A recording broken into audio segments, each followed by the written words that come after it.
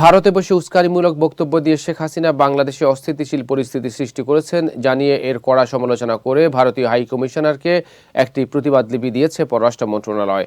পররাষ্ট্র উপদেষ্টা এম তৌহিদ হোসেন জানান, এসব কারণেই ৩২ নম্বরে জনতার ক্ষোভের বহিঃপ্রকাশ ঘটেছে। পররাষ্ট্র মন্ত্রণালয় গণমাধ্যমের সঙ্গে মত বিনিময়কালে তিনি এসব কথা জানান। তৌহিদ হোসেন বলেন, ভারতে বসে শেখ হাসিনা এই ধরনের কাজ করতে পারে না। শেখ হাসিনার উস্কানিমূলক বক্তব্য বন্ধে দিল্লিকে আগেও বহুবার অনুরোধ করেছে ঢাকা, কিন্তু ভারত কোনো জবাব দেয়নি বা কোনো ব্যবস্থা নেয়নি। এবার এই ইস্যুতে ভারতের দূতের কাছে একটি আনুষ্ঠানিক প্রতিবাদ লিপি দিয়েছে বাংলাদেশ। এক প্রশ্নের উত্তরে উপদেষ্টা জানান, ভারত জানিয়েছে শেখ হাসিনা বিদেশি প্ল্যাটফর্ম ব্যবহার করে বক্তব্য দিচ্ছেন। ভারতের কোনো প্ল্যাটফর্ম ব্যবহার করে তিনি বক্তব্য দিচ্ছেন না।